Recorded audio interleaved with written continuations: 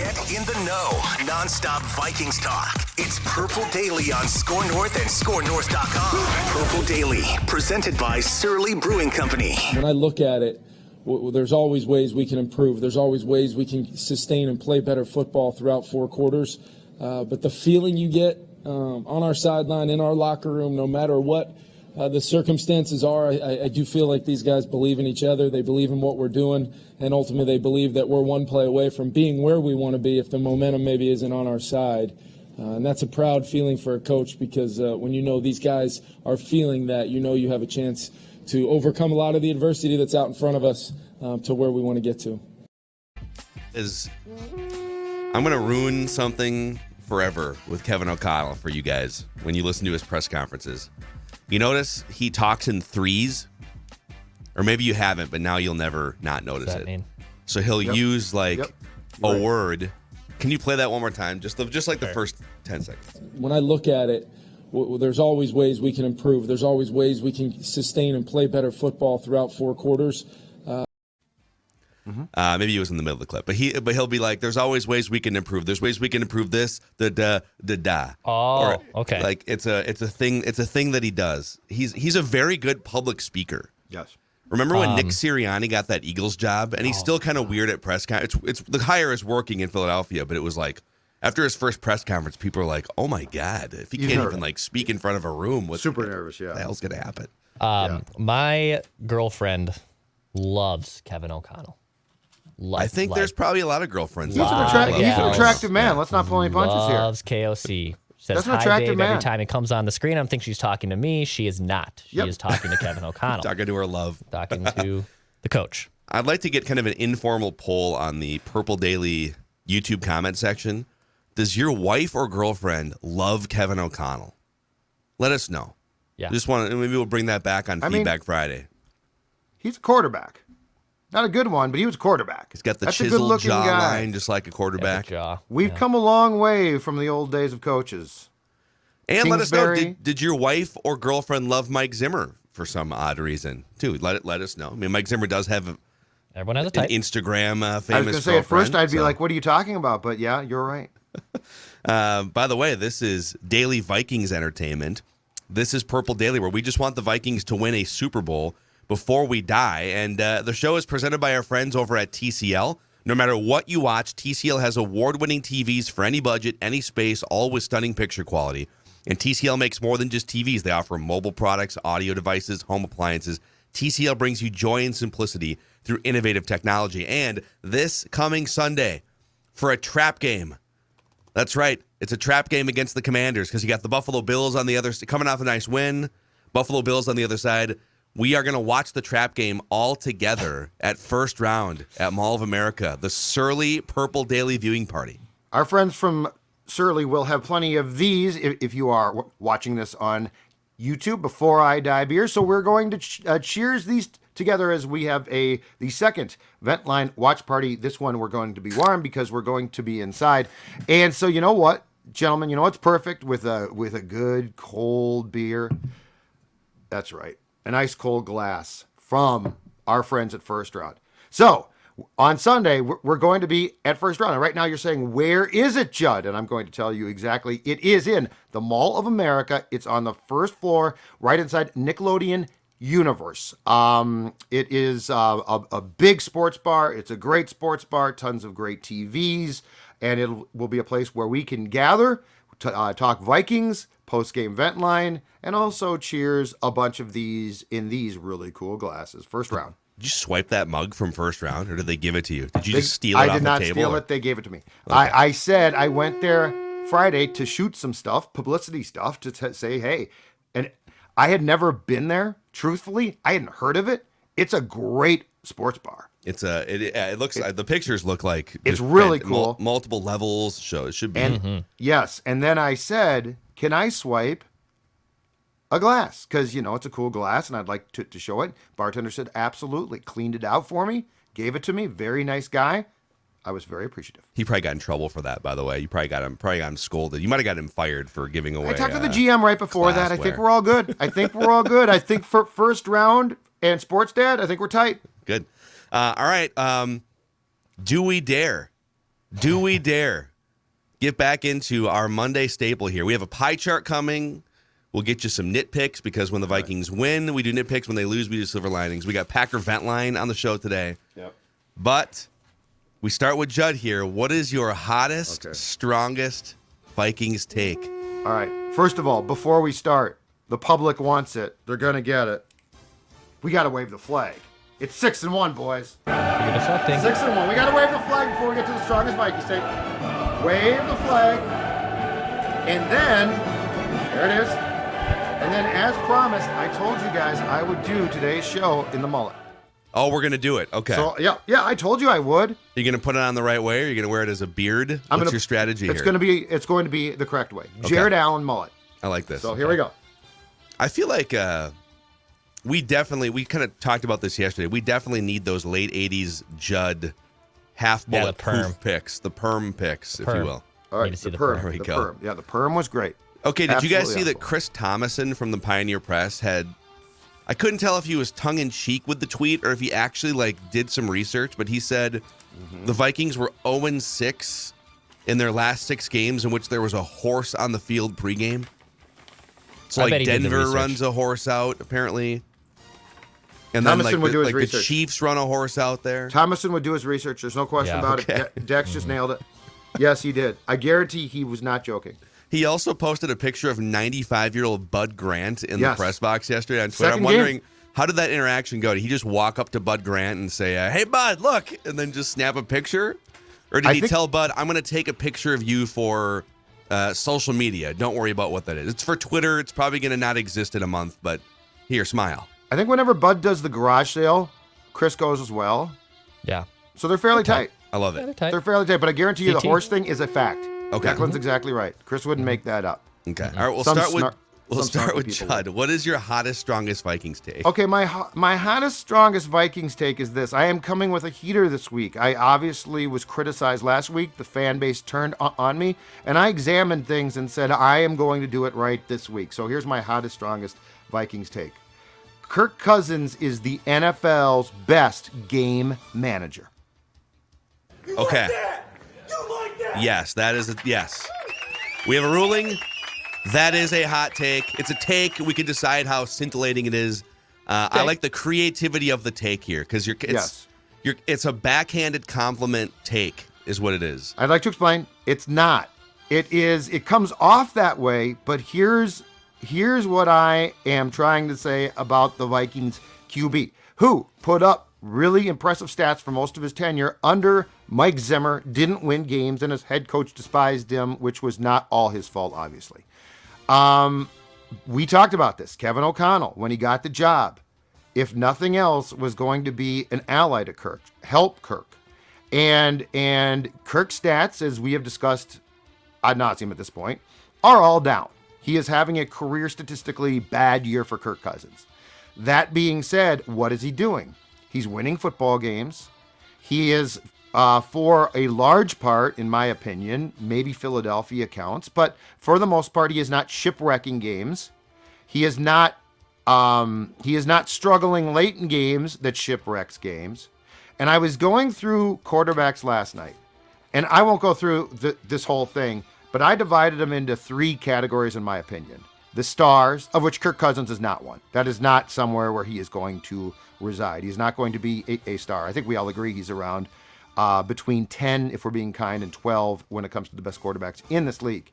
The young guns, so the Zach Wilsons, the Trevor Lawrences, who was awful yesterday, but those are the young guns. They're up and coming. Hopefully, for their sake, they're stars. And then the guys who manage games, and then a small list of guys who are just guys who are filling time. They're Jags. They are Jags soon to be replaced. In the game manager category, I think Kirk Cousins right now, and I think he is the best at his job in the National Football League. And my last thing about this is the parallel to me is this, and this is anecdotal. This comes from my observations of watching the Vikings for a long time. But it's my humble opinion that through 7 games, Kirk Cousins has done a fantastic job at what Brett Favre did for the first 2 games of 2009, which was not starring, didn't shipwreck, played solid football. Obviously, week 3 of 2009, he exploded and took off. But I think Kirk Cousins is doing a brilliant job with Kevin O'Connell's assistance of managing games, and that's why the Vikings are winning close games, not trying to do too much. Brett had the first 2 games were definitely game manager Favre, and then he did the Greg Lewis thing.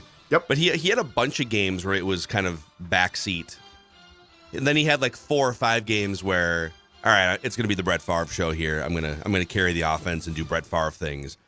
But I think Kirk, I agree. Actually, I like this take. I actually have ranked the top 3 tier 1 game managers in today's NFL.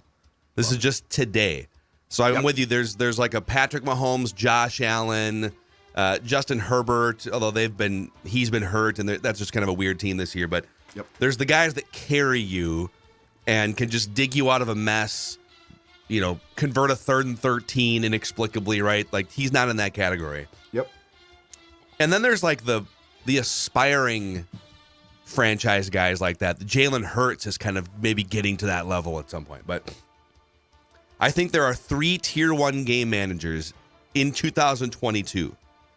Kirk Cousins, Jimmy Garoppolo, and Geno Smith. This year only. Geno Smith has turned into one of the best. Just do your job. Don't shipwreck it. If there's a big play down the field, hit it, okay? But don't get outside of yourself, if I could use a cliche. And the Seahawks are 5-3 because of it. So now then there's the questions of like, well, how much do you want to pay to the cap to a game manager? And I think that's where the debate lies between the Crusaders and the haters and Kirk Cousins. But yes, I think this is a fair characterization. And just to be very clear here, it's not a criticism. It's getting the most. I mean, Kevin O'Connell's getting the most, in my opinion, from Kirk. Statistics be damned. And I don't think he is yet. I don't think he is yet. But they're getting team wins, but I still think he is playing at a level lower than he's capable of. I'm curious on that. Yeah, I know what you're saying. I'm curious how far O'Connell's going to try and push it. It's an interesting question. And if you're winning games, do you need to push it more? Maybe against Buffalo? I don't know. That's a good question. Well, I love against that question. a team like Buffalo, you have to throttle it a little bit, right? Like you can't be throwing to Irv short of the sticks. This throw that everyone is salivating over, oh my God, he threw a 50-50 ball to Jefferson. It's like, well, you got to probably do that multiple times without regard for an interception. All right, my hottest, strongest Vikings take. Zadarius Smith is one of the greatest free agent signings in Vikings history, and I'm comfortable saying that after 2 months. We wake up this morning, he leads the NFL in sacks. He's tied with, is it pronounced Matt Judon, the outside linebacker from the Patriots? Yeah, he's ahead of Micah Parsons. Yep. He's ahead of Nick Bosa. Yep. He's ahead of Max Crosby, Khalil Mack, everyone. He leads the NFL in sacks this morning. I don't know that the Vikings thought that's what they were getting. Like, they were hopeful that, maybe the 2019 healthy version of Zadarius is in there somewhere. Not only was he in there, all of him is here in 2022. It's not like, if they can only get 70% of him back. It's like, no, this is the peak version of Zadarius Smith, and you're getting him on a discount, as I saw written for VikingsWire.com. Thank you. Huge discount. What a deal. It's crazy. There's been some, Kirk Cousins is a big free agent signing for the Vikings. They've made some splashes throughout the years. I think this is the best free agent signing that I can remember in Vikings history. You know what that brings up for tomorrow? The pecking order. Could be. Could be, yeah. Because I would have to go back and look. Because, certainly right now, recency bias in play, the deal on the contract, and this came with risk. So it's not like it was like, I can't believe that you got this healthy Zadarius Smith. He played in 2 games, including playoffs with the Packers. The Ravens thing, why that exactly fell through, which is a godsend to the Vikings it did, is still sort of mysterious. Like, did they find out something about his back, or did he cut things off? But yeah, this is assuming that Danielle Hunter, if Smith was not here, still would not be thriving. And look, I'm not saying he's bad. I'm just saying he has 3 sacks. And in the past 2 games, Zadarius has 5, including 3 on Sunday. So, yeah, this has been an absolute game changer for a defense in which I think it's safe to say this. I think a lot of the guys who played under Zimmer for an extended period of time are still getting comfortable with this scheme. Zadarius Smith hit the ground running with this scheme. Yeah, he also leads the NFL in tackles for losses with 13. So he's averaging more than a sack a game, and he's averaging 2 TFLs a game. And then think about how many other times he's just like, oh, there's Zadarius blowing something up, or, he blows his guy up. It causes a pressure, and then someone else gets a sack, or there's an incomplete pass. He's just always there in the backfield doing things and being disruptive. And it's been a blast to watch. You wish that he was a little younger, right? Because he's 30. Yep. I don't know how many more years of this he has left, but ideally, however many years he has left, the Vikings would milk all of them. I hope this goes beyond this year. I think next year for 2023, it's a slam dunk, although his contract does go up. I think it's a slam dunk that he comes back. The next year becomes a question mark because it goes up again, but that's absolutely fine. For what you thought you were getting when you signed him, 7 games in, he's exceeded that. Yeah. For sure. Insane production. All right, Declan, what is your hottest, strongest Vikings take? All right, my hottest, strongest take is the Vikings do not have a kicking problem with Greg Joseph. Whoa! They do not have a kicking problem with Greg Joseph. Bravo to this show for adjusting from last week. Self-scout week. Wow. Self-scout. A week of just absolutely two-a-days. You wanted takes. Here they are, damn it. Here they are. All right. When I'm assessing and I'm watching the Vikings right now, so the offense is good, but still not great. It's going 3 and out a lot. They are lacking a complementary wide receiving threat to Justin Jefferson. They lack a big play gene. The defense is bending and not breaking, maybe even not sustainable either. But we're pointing to the kicker who can't make 55-yard field goals. Now, 55-yard field goals are being made at a rate in the NFL, but we're talking like, 70%, 75% in the NFL. Yeah. So it's certainly not a gimme here. Now, 1 in 6 from 50 certainly isn't good, but this is also a guy who made 7 of his 9 kicks from 50 last year. He was the NFC Special Teams Player of the Week 3 weeks ago. You don't win the game in London without Greg Joseph.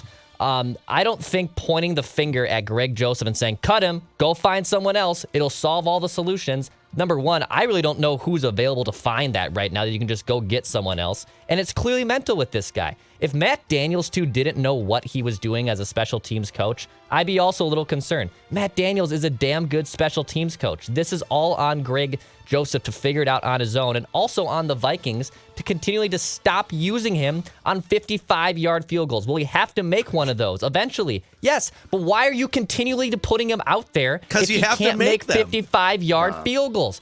Go with your offense and get down the field more. By the way, he's money inside 49. They're trying he's to money get down the field. Inside 49 yards. Give him 49 yards, he's perfect. Give him 49 yards, he's perfect. You don't have to just keep trotting out the same guy in the same situation. It's almost like Emilio Pagan in the high-leverage situation. Why are you using the same guy who's not good in high-leverage situations? Use him in different situations to maximize him.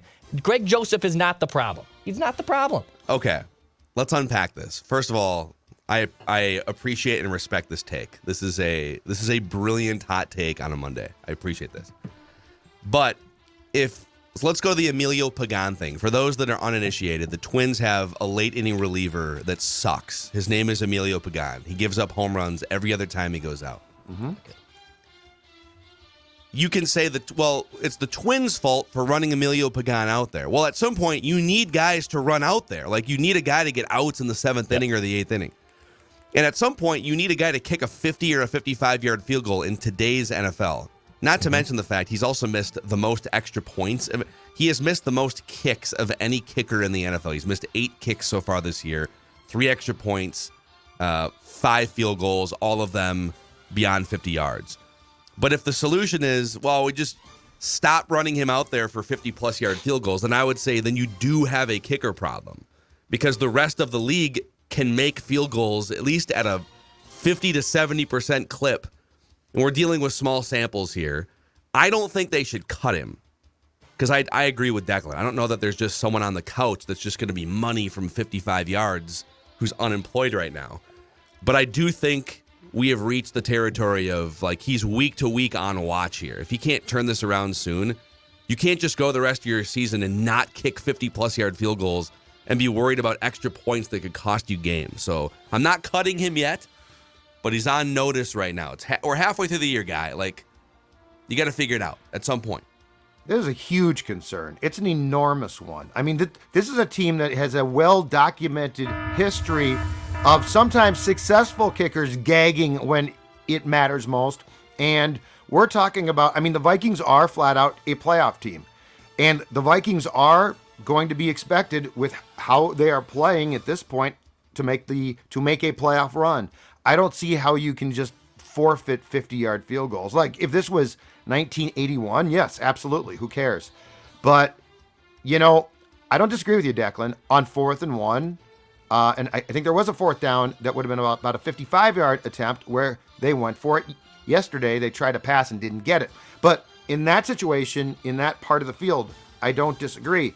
But, I mean, there's going to be 4th and 5s where, you know, you got to kick a field goal. I mean, imagine right now with how goofed up this guy is from at least 50 plus, and extra points are becoming a concern too. You know, that Buffalo game, best case, is going to be incredibly tight again. Can't have a missed field goal there. I mean, he doinked a guy in the head yesterday trying to get the ball on a trajectory. So that was a bad kick, yeah. So I don't think it's possible to say they don't have a problem. What the exact solution is, if you're not looking for answers right now, I think it's malpractice. Yeah. Like, you don't have to cut him, but you got to be looking for answers this morning. Yeah. By the way, 12 kickers who have attempted at least 10 extra points are perfect in extra points this year. So, like, let's not normalize missed extra points, too. It just... So... T-shirt. Oh, we'll see what develops here.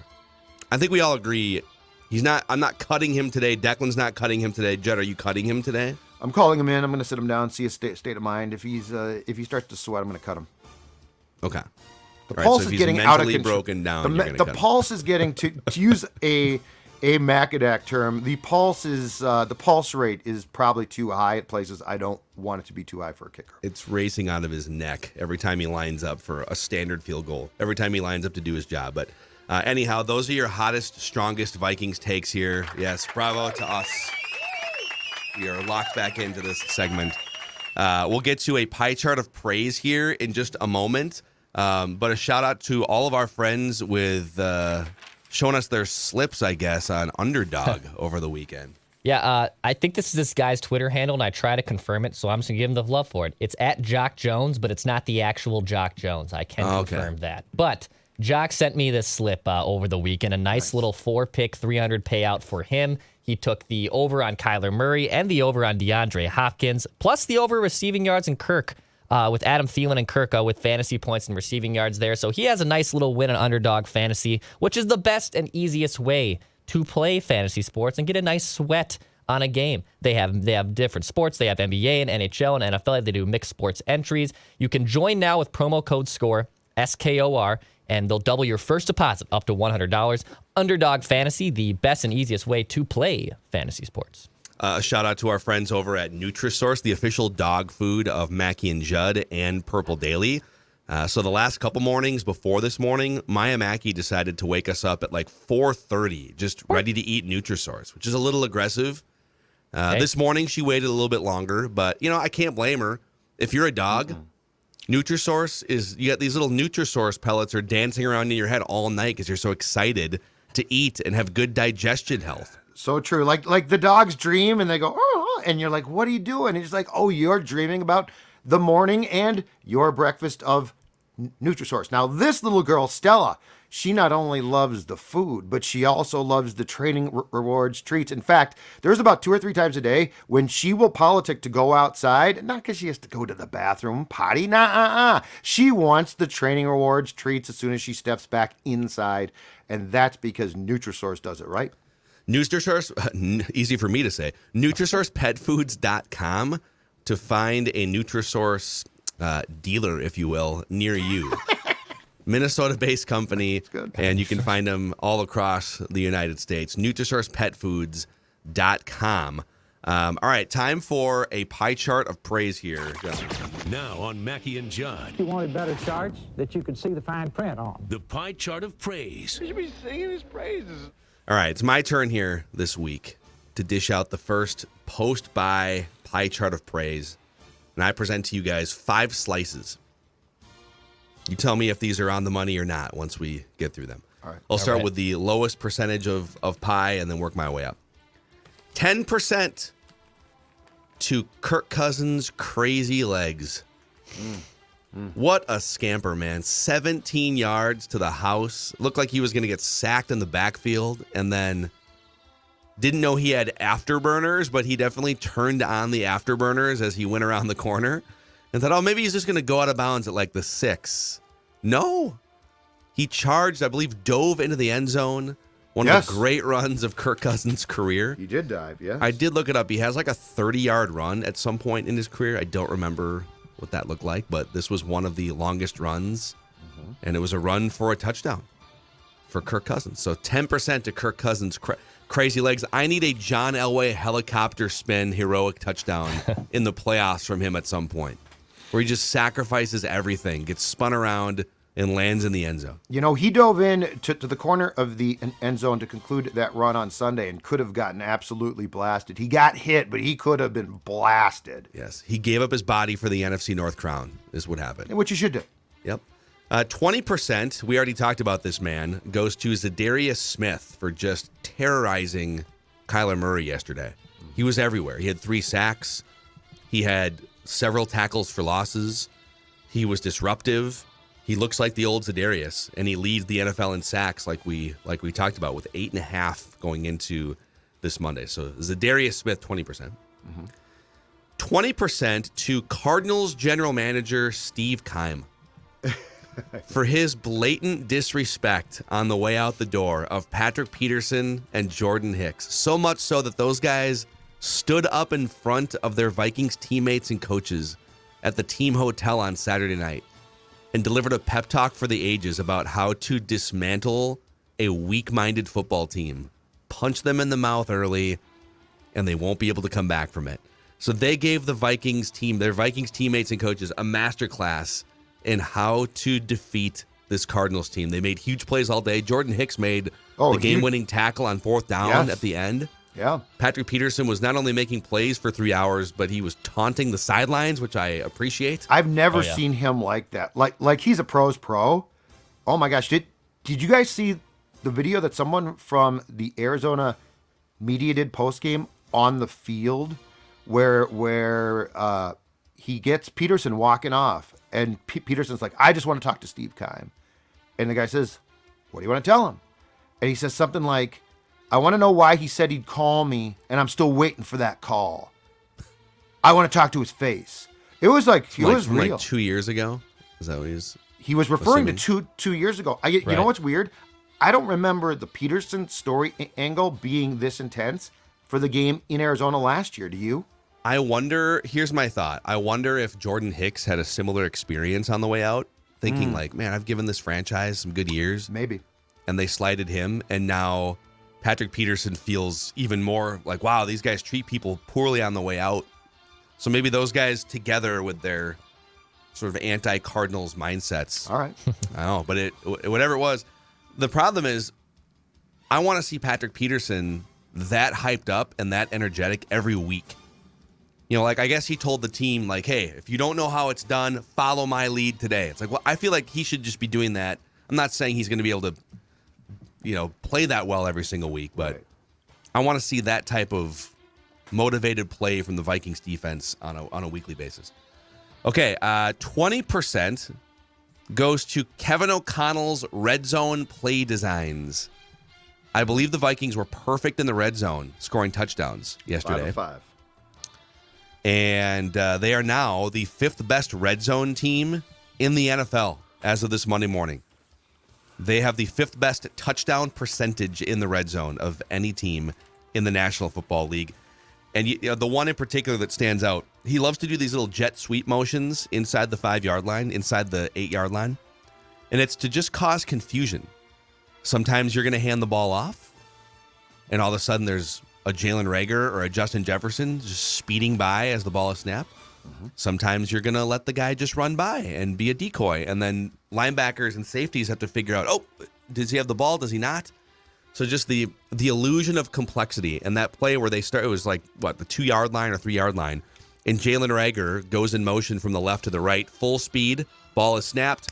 If you're a linebacker, you got to respect it. Oh, he's fast. Does he have the ball? Nope.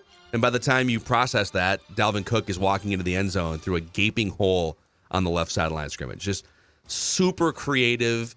He's even like it's creative, but it's simple. These little pick routes at the goal line where Thielen's running from the outside in, setting a legal screen, and then KJ Osborne is breaking straight out. Kirk Cousins, very accurate with those crossing routes. Like just the play design inside the red zone is incredible for the Vikings this year. On the touchdown to my guy, Johnny Munt, they double faked. They faked to Ham. They faked, I think, to Cook. And everyone drew in. And my guy, Johnny Munt, standing there. Last 3 weeks, boys. Bears, Dolphins, Cardinals. 4 of 4, red zone. 2 of 3, 5 of 5. That's amazing. They have failed to convert once in the last 3 games with a touchdown when inside the red zone. So on the year for the league, let's see here. They are 5th, like I said. Only one team has more red zone touchdowns than the Vikings this year. It's the Kansas City Chiefs. The Chiefs have 23 red zone touchdowns. The Vikings have 18.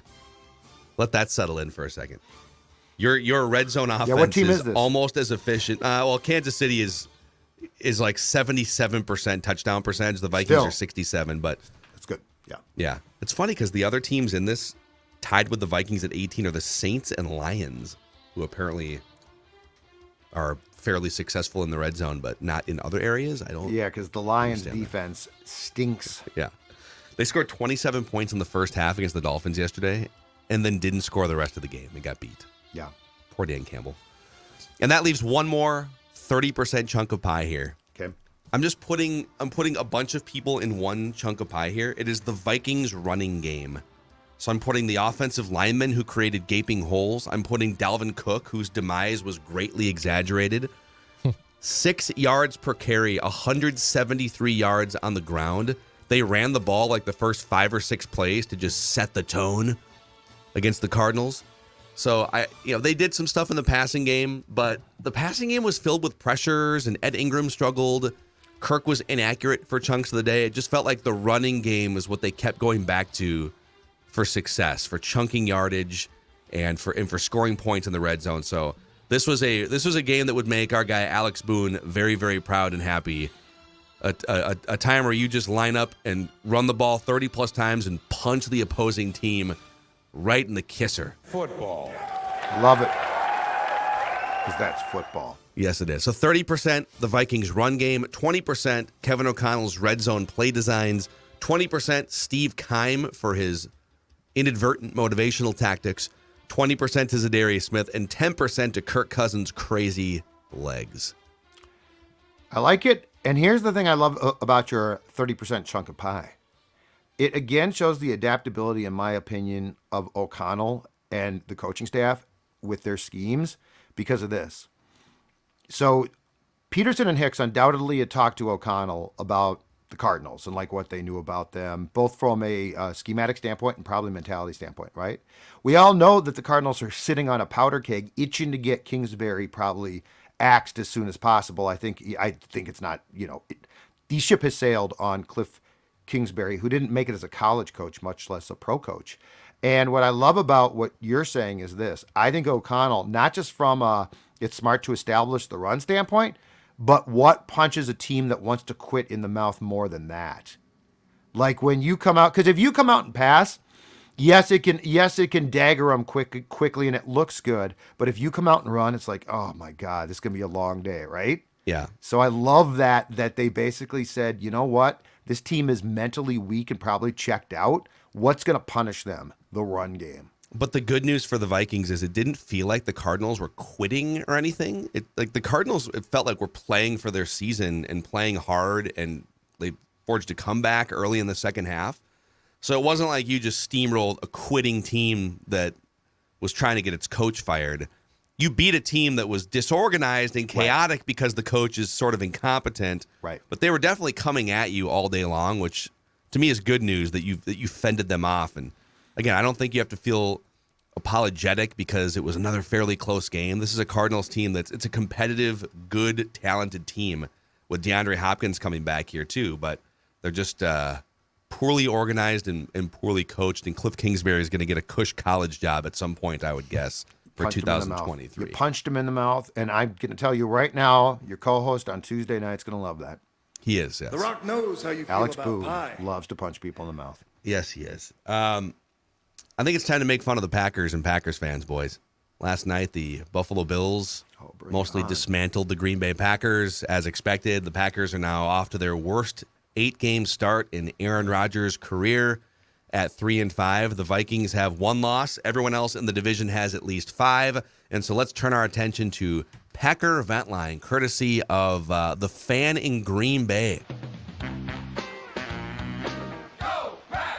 I'll tell you, that game, what a bunch of babies to watch, pushing each other after every play, and you got Quay pushes somebody over there, and then during the game they're pushing them and wanting penalties.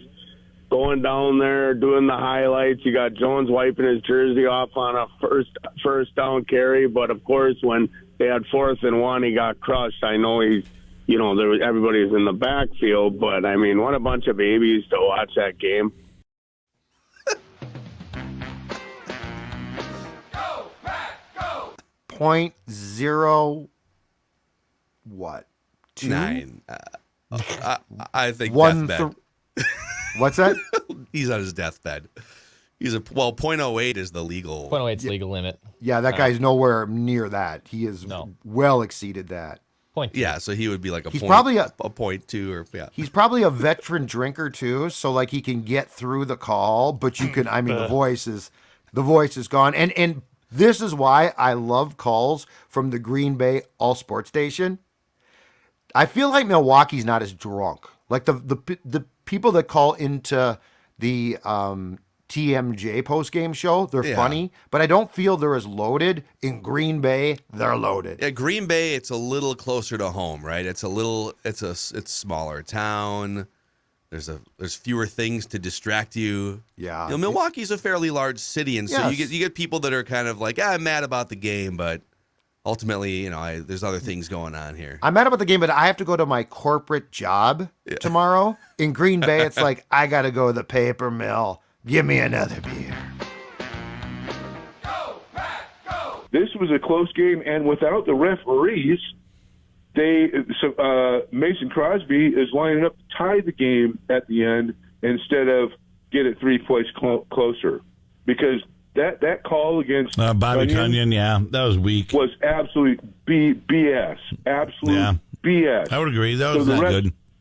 Yeah, the refs continue to hose the Pack. Totally agree, yeah. Yes, the difference in that game, definitely officiating. That's the only difference I saw between the Bills and the Packers. And when I think about Packer football the last 30 years, I think, man, imagine if the officials were to give them a fair shake. Yep. You know your team's bad when you got to, and it's happened to us, when you have to rely on, we got screwed. Oh, yeah. Let's do one more. We can save some for Mackie and Judd, too. We'll do one more. Let's do this quick one here. Our great number 1 draft pick, Christian Watson. Number 1, China Doll. Number 2, total bust. He's a bust already. Oh, man. It's amazing. It just pains me to see them after all these years experience some heartache and not have really a future at quarterback after the current guy is gone, which probably is soon. I can't imagine the pain they're going through. Yeah, it's really a shame for them to have to go through this season. I don't want to get too haughty because the Vikings have had some hot start collapses in their history. 2003, 2016. So let's give room for some things to happen here before we tap dance on someone's grave too aggressively, but it is hilarious. Well, and as I wrote last week for, of course, my friends at Vikings Wire, the transition here, though, like the Packers, they're on the cliff, right? Like it's not like, well, if Rodgers comes back next year, he's going to be. I mean, the whole thing is sort of falling apart. So I think you could feel pretty confident in that there's going to be, and I'm not saying the Packers can't pivot and be good again quickly. Yeah. I am saying I think a lot of the things that have been the bane of the existence of Vikings fans, like basically 30 years of quarterback stability, are now going to be changed. Yes. Boys, let's do a quick trip around the room here. When the Vikings lose, we give you silver linings. When the Vikings win, we give you nitpicks. We've already talked about the kicking situation, so what are some non-kicking? Let's all throw out at least one of them here. We'll start with Judd here. Just a nitpick from a win yesterday, non-kicking related. It's a fairly significant one because it comes down to pass protection, and I really think the offensive line, for the most part, has done a very nice job. But Ed Ingram has become too much of a consistent liability in pass protection. Now, J.J. Watt is going to Canton. He is no longer the player that he once was, but that does not mean he's not still good. Nonetheless, when Ingram is being relocated throughout that game, basically being pushed down at times, being steamrolled, it gives me some concern. Again, with the Vikings now 6-1 and having real hopes, it's probably a little bit more than a nitpick, but it definitely was a red flag again from yesterday. Ed Ingram at right guard and pass protection. Yeah, there was a few plays that just, J.J. Watt did whatever he wanted for the most part on some of those big plays.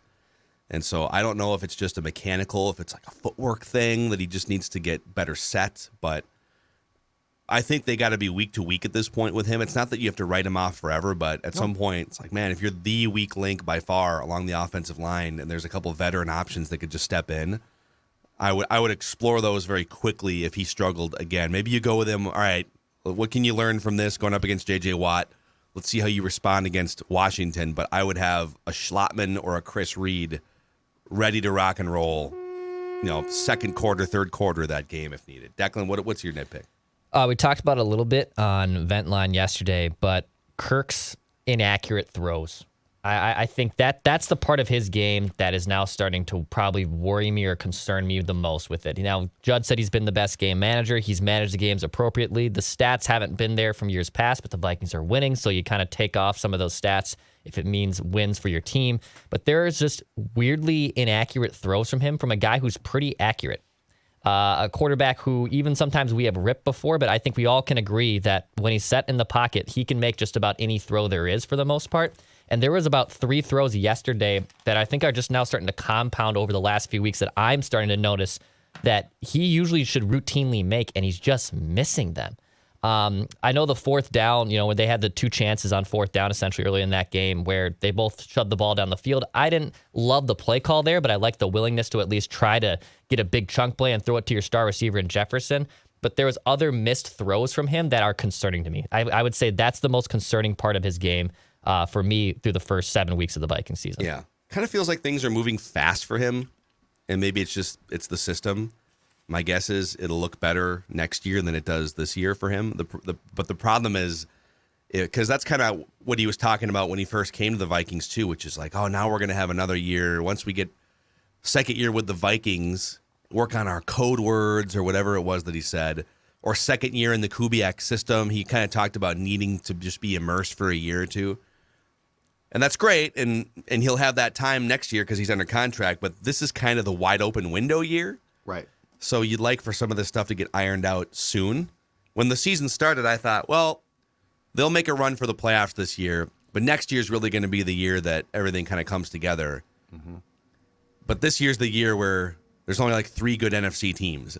So the quicker that you can, play at your peak capability and be back to old Kirk accuracy, the better. I think the good thing with Kirk, to what Declan's saying, though, is this. There is now a fighting chance that they can, in season, correct this. Like previously, you'd be like, who's going to fix it? Right? Yeah. Like Stefanski, perhaps, a few years back.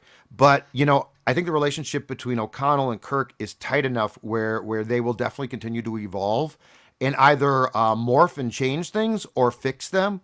So at least there's hope that this is the type of thing that can be fixed. Where conversely with Greg Joseph's kicking, I'm worried that he's mentally screwed up and that's not going to get fixed. No. I think my nitpick is they just need another explosive receiver. We've been talking about this for a couple weeks. The trade deadline is tomorrow? Yep. Thielen is fine in close range. I think he's more than fine in the red zone. The speed, for whatever reason, whether it's age, he's clearly got a leg injury of some kind. The speed is just not there for him to be a big threat down the field. He has not caught a pass that was thrown over 20 yards yet this season. KJ Osborne, he's just kind of a number 3. He's fine. He'll be there. You can definitely target him a few times, but it's pretty obvious now watching the last 2 or 3 games that they don't have really a 1B to Justin Jefferson like we thought they might. Mm-hmm. And if they did have one, I think it would make a big difference for this offense. There's still, I think they only had the one deep pass reception yesterday of 20 yards or more in the air. It was early in the game, and Justin Jefferson caught a pass like 28 yards down the field. That was only the 7th time all season the Vikings have completed a pass that traveled 20 yards or more in the air, which is among the 2 or 3 worst marks in the NFL. So everything they're doing in the passing game is short and intermediate, and they're doing fairly well. But imagine having that other element, the over-the-top element, that they had more of with the Kubiak offense than they have so far this year, which is going to be surprising to some people. I'm going to put odds on that they make a deal before tomorrow's deadline.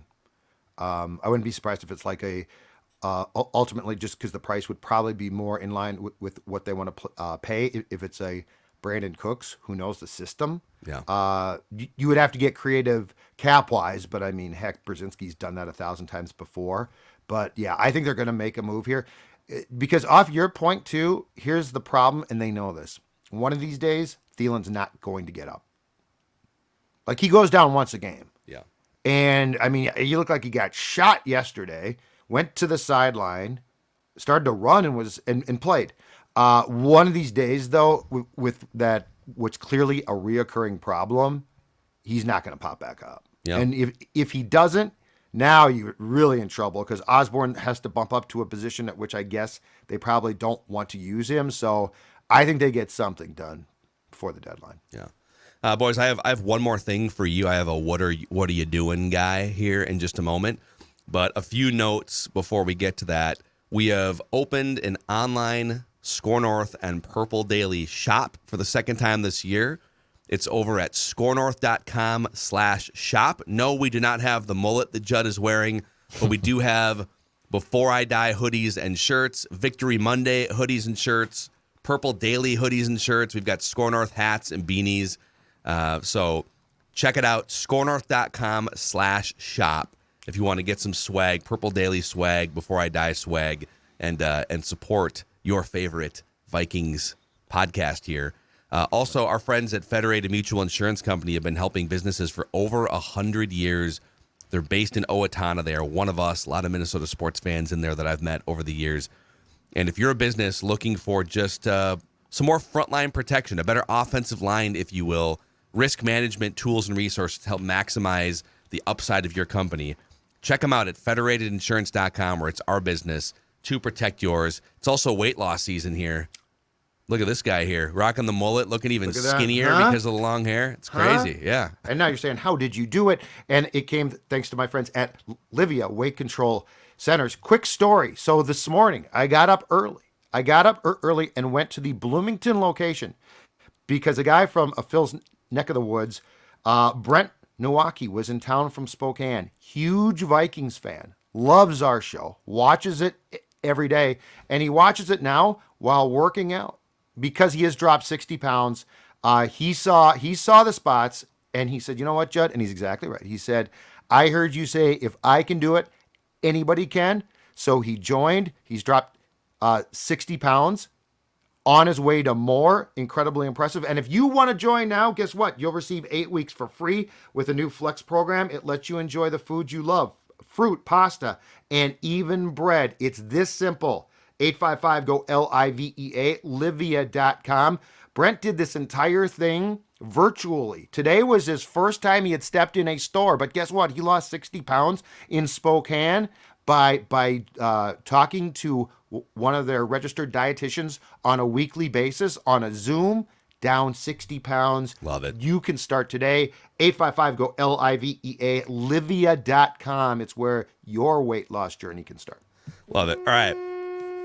Early in the game, I think this was in the first quarter, if I'm not mistaken, a referee called taunting on Garrett Bradbury for trash talking Budda Baker. I also saw a taunting penalty in another game, too, for just like someone got emotional and barked at a player. For all officials across the NFL who call taunting in an NFL football game, what are you doing, guy and gal?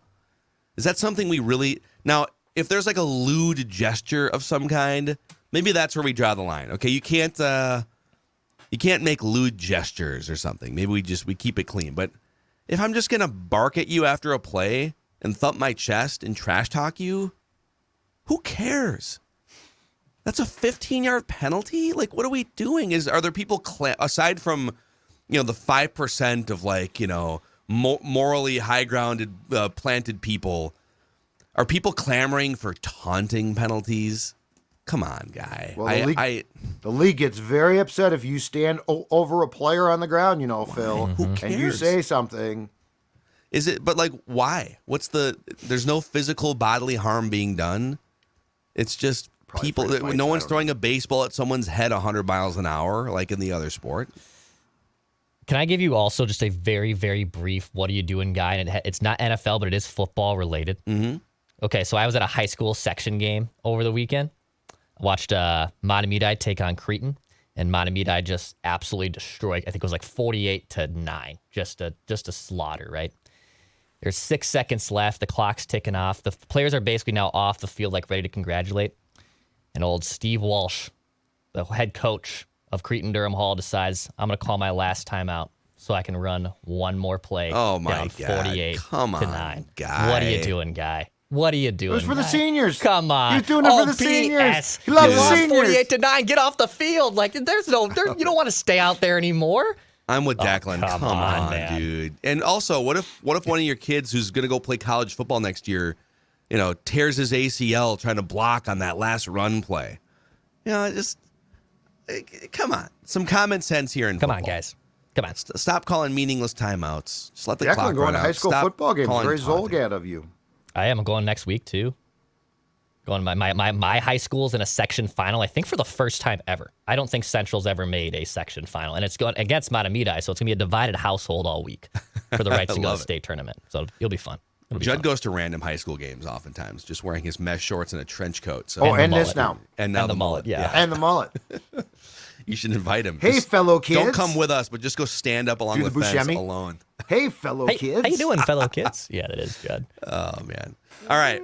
That's your Purple Daily here for today. We will monitor the trade deadline situation, and over on Mackie and Judd, we'll have some Vikings-related statements and bonus Packer vent line as well. That's our other daily show. We're almost to 50,000 subscribers on the Purple Daily and Score North YouTube channels combined, so please click subscribe if you haven't already. And, mark your calendars for next Sunday, a little surly Purple Daily Vikings vent line watch party at First Round Mall of America. See you guys.